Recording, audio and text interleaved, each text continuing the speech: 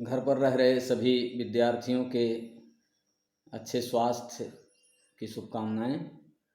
जहाँ रहें सुरक्षित रहें और लोगों को जागरूक भी करें। आज हम राइट टू एजुकेशन एक्ट 2009 शिक्षा का अधिकार 2009 के बारे में कुछ बात करेंगे। यह अधिनियम इस समय भारतीय संसद द्वारा पारित हो चुका है। 2009 से यह एक मौलिक अधिकार बन चुका है। पहले मौलिक अधिकार नहीं था ये, और स्वतंत्रता के बाद भारत की स्थिति कुछ कमज़ोर थी। आर्थिक दृष्टिकोण से बहुत सारी दिक्कतें थी।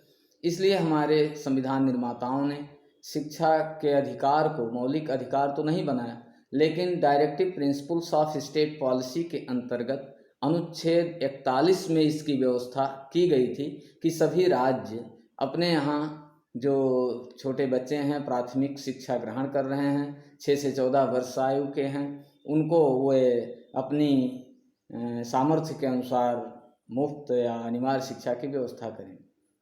लेकिन देखा यह गया कि कोई प्रगति नहीं हुई।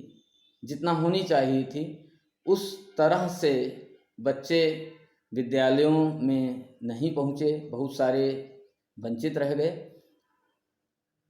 बहुत से बच्चों का शोषण होता रहा। इसलिए सरकार ने 2009 में इसे एक्ट के रूप में बनाना उचित समझा और मौलिक अधिकार में रखने की वकालत हुई। सबसे पहले जुलाई 2009 में 2 तारीख को भारतीय कैबिनेट में यह प्रस्ताव आया कि शिक्षा के अधिकार को अनिवार्य एवं मुफ्त घोषित किया जाए प्राथमिक स्तर पर। इसके बाद 4 अगस्त 2009 को भारतीय संसद ने इसे पारित कर दिया और आगे चल कर के 26 अगस्त 2009 को भारत के राष्ट्रपति के हस्ताक्षर के साथ यह एक कानून बन गया कि प्राथमिक स्तर पर 6 से 14 वर्ष की आयु के बच्चों को मुफ्त एवं अनिवार्य शिक्षा की व्यवस्था सरकार द्वारा की जाएगी और उन्हें किसी भी प्रकार से शिक्षा से वंचित होने से रोका जाएगा। इसके अंतर्गत यह प्रावधान है कि सभी बच्चे विद्यालय जाएं। अधिकांश बच्चों की शिक्षा दीक्षा मुफ्त एवं अनिवार्य तरीके से हो। मुफ्त का तात्पर्य है कि बच्चों को किसी प्रकार के शुल्क के लिए बाध्य नहीं किया जाएगा। यदि ऐसा होता पाया जाएगा तो विद्यालयों की मान्यता को निरस्त किया जा सकता है।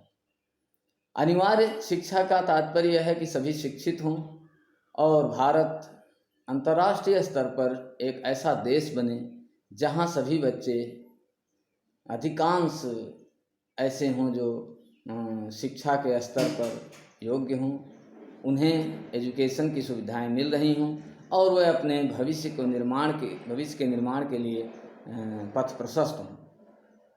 इस अधिनियम के अंतर्गत जो व्यवस्था की गई है उसमें कुछ प्रतिबंध लगाए गए हैं। जैसे अभिभावकों की स्क्रीनिंग नहीं की जाएगी, उनकी परीक्षा नहीं ली जाएगी, उनके इंटरव्यू नहीं लिए जाएंगे।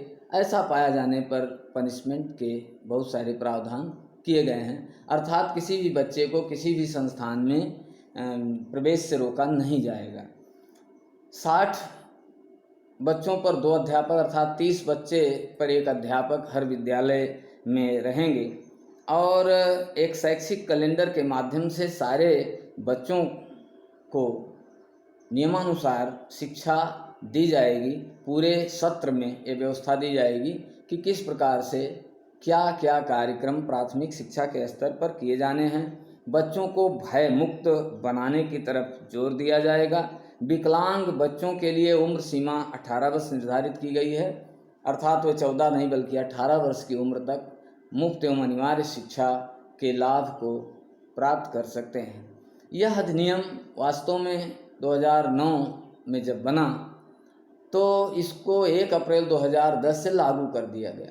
लेकिन यह अधिनियम अगर इतिहास के दृष्टिकोण से देखा जाए तो इसकी शुरुआत बहुत पहले हो गई थी, यद्यपि इस अधिनियम की नहीं हुई थी, लेकिन 6 से 14 वर्ष के बच्चों की मुफ्त एवं अनिवार्य शिक्षा के लिए प्रयास अंग्रेज़ों के शासनकाल में ही हो गए थे। एक बार गोपाल कृष्ण गोखले ने 1910 में 18 मार्च को ये आवाज़ उठाई, एक प्रस्ताव रखा जिसे गोखले प्रस्ताव कहा जाता है। उस समय विधान परिषद हुआ करती थी अंग्रेज़ों के काल में, लेकिन विधान परिषद ने इस अधिनियम को खारिज, मतलब इस मांग को अधिनियम का रूप नहीं दिया और खारिज कर दिया। 1937 में जब महात्मा गांधी ने बेसिक शिक्षा नीति की अवधारणा की रूपरेखा प्रस्तुत की, तो उसमें भी उन्होंने यह योजना बनाई थी कि 6 से 14 वर्ष के जो बच्चे हैं या 7 से 14 वर्ष की उम्र के जो बच्चे हैं उनको प्राथमिक स्तर पर मुफ्त एवं अनिवार्य शिक्षा मिले। महात्मा गांधी ये चाहते थे। महात्मा गांधी के विचारों को ध्यान में रखा भी गया, और मैंने पहले भी बताया कि हमारे यहाँ जो राज्य के नीति निर्देशक तत्व हैं, जिसे directive principles of state policy कहा जाता है, उसके अंतर्गत अनुच्छेद 41 में व्यवस्था भी की गई।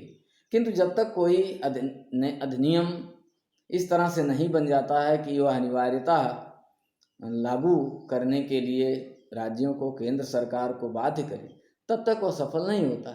इसलिए 2009 में ये पहल की गई और आज शिक्षा का अधिकार अधिनियम एक मौलिक अधिकार के रूप में भारतीय संविधान का अंग बन चुका है। यह अधिनियम वास्तव में शिक्षा को प्राथमिक स्तर पर, नींव पर ही गुणकारी बनाने के लिए एक ऐसी दिशा देता है कि भारत के कर्णधार बच्चे आगे चल कर के ऐसे भविष्य के रूप में भारत को पूरे विश्व में नामांकित करें, रोशन करें, जिससे कि पूरी दुनिया लाभान्वित हो और राष्ट्र अपनी संस्कृति और सभ्यता के साथ शिक्षा में भी आगे बढ़े। इसलिए आज भारतीय संविधान के अनुच्छेद 21A के अंतर्गत यह शिक्षा का अधिकार मौलिक अधिकार के रूप में प्रतिष्ठित है। बच्चों को इसका लाभ मिले। हम चाहते हैं कि अधिक से अधिक अभिभावक इस अधिनियम के प्रति जागरूक हों।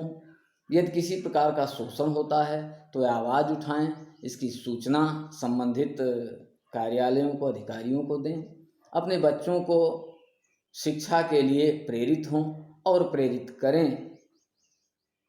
इससे पूरे देश को, समाज को शैक्षिक स्तर पर बड़ा लाभ होगा।